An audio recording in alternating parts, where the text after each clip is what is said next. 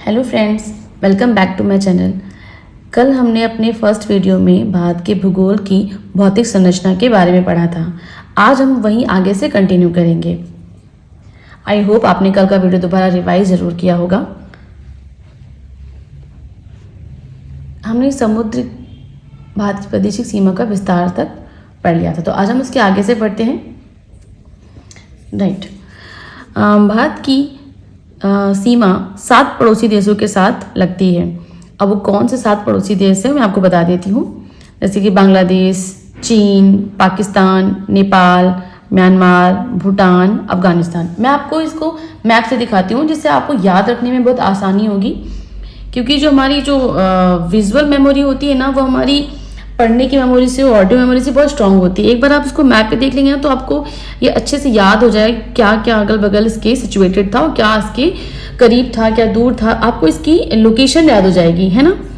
जैसे कि हमने बात की पाकिस्तान की, अफगानिस्तान, चाइना, नेपाल, भूटान और श्रीलंका, यहाँ नीचे श्रीलंका और ये म्यांमार।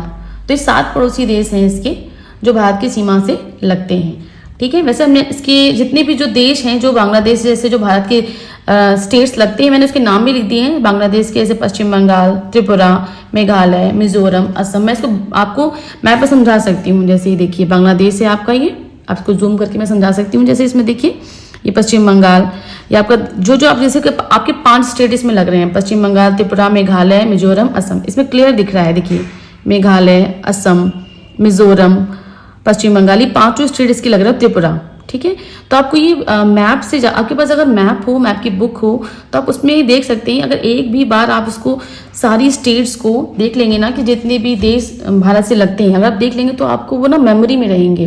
वैसे मैं आपको एक बार दिखा दे रही हूँ, एक बार आप अपनी तरफ से एक बार फिर देख लीजिएगा मैप से।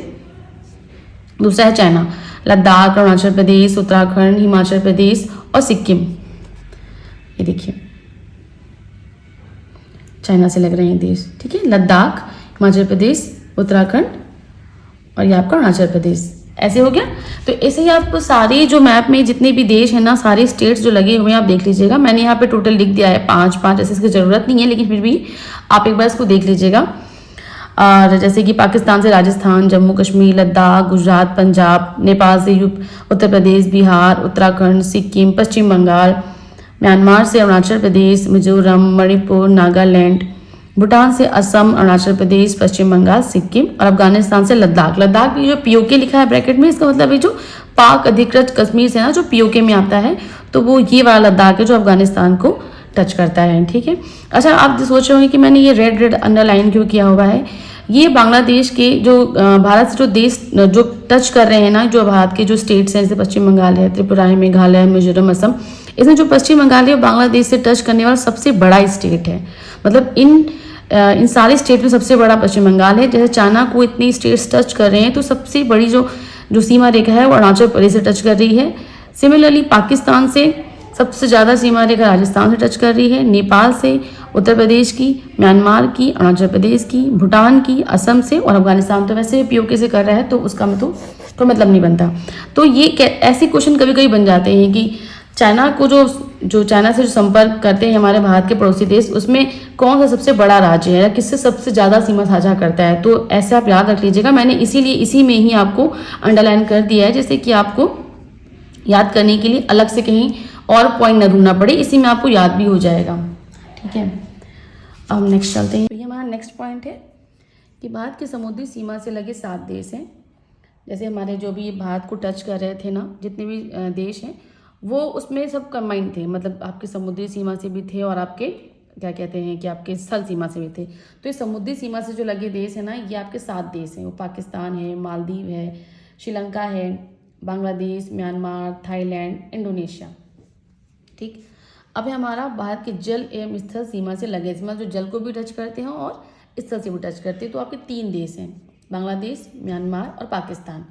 ठीक है, अब हमारा आता है, जैसे हम क्वेश्चन कई बार बनता है कि भारत का सबसे उत्तरी पॉइंट कौन सा है और दक्षिणी पॉइंट कौन सा है, पूर्वी पॉइंट कौन सा है, पश्चिमी पॉइंट क्या है। तो मैंने आपको यहाँ पे एक साथ ही दे दिया है।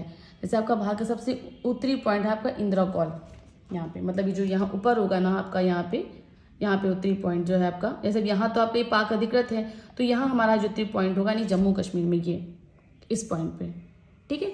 तो ये हमारा जो है वो इंदिरा कॉल है, और दक्षिणी बिंदु है हमारा इंदिरा पॉइंट, मतलब जो हमारा नीचे होगा यहाँ पे, जो इधर होगा हमारा, ठीक है, दक्षिणी पॉइंट के नीचे होगा, यहाँ पे आपका नीचे कहीं होगा, यहाँ पे इस तरफ, ये इस तरफ, राइट। ये जो इधर होगा ये हमारा होगा दक्षिणी पॉइंट, तो ये हमारा है इंदिरा पॉइंट। मैंने इसलिए इसकी लोकेशन में लिख दी है कि इंदिरा कॉल है तो ऊपर जम्मू कश्मीर में, इंदिरा पॉइंट वृहद निकोबार यानी ग्रेटर निकोबार। अब आपका पश्चिमी बिंदु है सरक्रीक गुजरात, तो ये आपका गुजरात में है, यहाँ पे पश्चिमी बिंदु गुजरात में, और यह आपका पूर्वी बिंदु है यहाँ पे अरुणाचल प्रदेश में किबितू। तो आप ना ऐसे लोकेशन वाइज याद रखिएगा कि पश्चिमी बिंदु कहाँ है, इधर है मतलब तो अरुणाचल प्रदेश है, इधर लोकेटेड है तो वो मतलब गुजरात में है, ऊपर है तो जम्मू कश्मीर में होगा, नीचे है तो ग्रेटर निकोबार में होगा, ठीक है ना। तो ऐसे आपको इसको याद करना है लोकेशन वाइज, इसकी लोकेशन भी याद रखिएगा, पूछ लिया जाता है कभी कभी। और नेक्स्ट पॉइंट है आपका भारत एवं चीन की सीमा रेखा। भारत की चीन की सीमा रेखा को हम क्या कहते हैं, तो मैकमोहन रेखा कहते हैं। भारत एवं पाकिस्तान की सीमा रेखा को हम क्या कहते हैं, रेडक्लिफ रेखा कहते हैं। और भारत एवं अफगानिस्तान की सीमा रेखा को क्या कहते हैं, डूरंड रेखा। मैंने एक साथ ही आपको दे दिया है, मैंने साथ में ईयर भी लिख दिया है, जैसे कि मैकमोहन रेखा के सामने मैंने लिखा है 1914, रेडक्लिफ के सामने 1947, डूरंड रेखा 1896। ऐसे ये ईयर नहीं पूछे जाते, पर कभी अगर कोई क्वेश्चन बन जाता है कि कौन सी रेखा पहले निर्धारित की गई, तो आपका ऐसे सीक्वेंस वाइज मैंने बता दिया है कि तो पहले डूरंड रेखा, उसके बाद आपकी मैकमोहन रेखा और एक रेडक्लिफ रेखा। तो ऐसे आप याद रख लीजिएगा कि मतलब सीक्वेंस वाइज, आपको ईयर याद रखने की जरूरत नहीं है इसमें। नेक्स्ट पॉइंट है आपका भारत और नेपाल के मध्य काली नदी सीमा बनाती। जैसे ये भारत और चाइना की सीमा रेखा एक रेखा के द्वारा निर्धारित की गई है, पाकिस्तान के मध्य, अफगानिस्तान के मध्य, पर नेपाल और भारत के मध्य जो सीमा रेखा बहुत फ्लेक्सिबल है, कोई रेखा नहीं खींची गई है इसके लिए, तो एक हम काली नदी को ही उसकी बीच की सीमा मानते हैं जो इन दोनों के मध्य स्थित है। तो आपको याद रखना है काली नदी सीमा बनाती है दोनों के मध्य। नेक्स्ट पॉइंट है भारत और म्यांमार को पटकाई की पहाड़ियाँ अलग करती हैं। जैसे कि आप देख रहे हैं यहाँ भारत और म्यांमार यहाँ से अलग हो रहा है यहाँ से, तो बीच में यह पटकाई की पहाड़ियाँ हैं जो आपकी नागालैंड, मणिपुर, मिजोरम में पड़ती हैं, तो ये भारत को म्यांमार से अलग करती हैं। ओके, फिर नेक्स्ट पॉइंट है आपका श्रीलंका भारत से पाक जल संधि अथवा मन्नार की खाड़ी से अलग होता है। यहाँ पे ये देखिए जो आप देख रहे हैं ना पाक स्टेट, ये आप जूम करके मैं आपको दिखाती हूँ, देखिए पाक स्टेट जो बना है ना, ये पाक जल संधि, ये भारत से जो श्रीलंका से अलग होता है पाक जल संधि से अलग होता है, या इसे मन्नार की खाड़ी भी कहते हैं कुछ लोग। तो पाक जल संधि और मन्नार की खाड़ी यहीं पड़ती है इसको, तो इसे हम कहते हैं कि पाक जल संधि और मन्नार की खाड़ी से दोनों अलग होते हैं। अच्छा, एक पॉइंट मैंने इसे मेंशन कर दिया है कि राम सेतु जो है ना आपका पाक जल संधि के मध्य में ही स्थित है, ये मैंने ब्रैकेट में मेंशन कर दिया आपको, तो आपको ये यहाँ पे एडिशनल एक पॉइंट मैंने मेंशन कर दिया है। यहाँ पे एक नेक्स्ट पॉइंट है आपका श्रीलंका के बाद भारत का दूसरा करीबी समुद्री पड़ोसी देश इंडोनेशिया है। मतलब हमारा जो भारत है तो पड़ोसी देश, उसके जो समुद्री पड़ोसी देश है वो सबसे करीबी कौन है, श्रीलंका है। तो हमने देखा ही आपने पाक स्टेट से भी कनेक्टिंग है जो। दूसरा आपका इंडोनेशिया है जो आपका ग्रेटर निकोबार के दक्षिण में स्थित है। ये देख रहे हैं आप, ये ग्रेट निकोबार है, इसके दक्षिण में जो आपका दूसरा जो ओशन है, जो समुद्री सीमा रेखा है, वो इंडोनेशिया की है जो भारत से बिल्कुल संलग्न है। ठीक है, तो ये आपका ये हो गया। आपका लास्ट पॉइंट है भारत की मानक रेखा इलाहाबाद के निकट मिर्जापुर से गुजरने वाली 82.5 डिग्री पूर्वी देशांतर रेखा को माना गया है।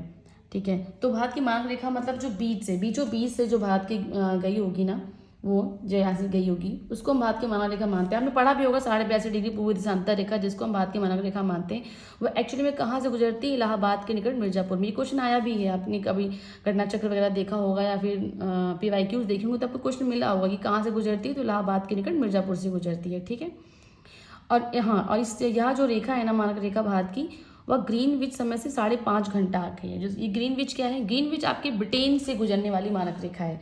मतलब जो वर्ल्ड मैप पे आप देखेंगे तो जो ग्रीनविच रेखा है ना वो आपकी ब्रिटेन से गुजरने वाली मानक रेखा, तो उससे 5.5 घंटा आगे होती है भारत की रेखा। ठीक है, तो ये आप इस पॉइंट को याद रखिएगा, और मैंने इस पर मेंशन कर दिया है कंपैरिजन के लिए, बाकी इसकी ज़रूरत नहीं है, बाकी यही काफ़ी है। 82.5 डिग्री पूर्व देशांतर रेखा जो इलाहाबाद के निकट मिर्जापुर से गुजरती है। ओके, तो that's it for the day. और जैसे कि मैंने आपको बताया अभी भारत की भौतिक संरचना खत्म होने के बाद मैं आपका नेक्स्ट चैप्टर पढ़ाऊंगी। उससे पहले आप ये जो भौतिक संरचना वाला टॉपिक है ना वो उसको अच्छे से रिवाइज कर लीजिएगा, बार बार पढ़ लीजिएगा। ऐसे बहुत क्वेश्चन बनते हैं, आप खुद भी देख सकते हैं प्रीवियस ईयर क्वेश्चन पेपर में कि इससे कम से कम 4 से 5 क्वेश्चन जो हर साल घुमा फिरा के आते ही हैं। तो बच्चों आप इसे पढ़ लीजिएगा, कोई डाउट हो, कोई क्वेश्चन हो, कहीं कुछ समझ में ना आ रहा हो या कुछ इसके अलावा आपको एडिशनल इन्फॉर्मेशन चाहिए तो आप मुझे कमेंट बॉक्स में कमेंट करके जरूर बताइएगा। Okay bye, thank you.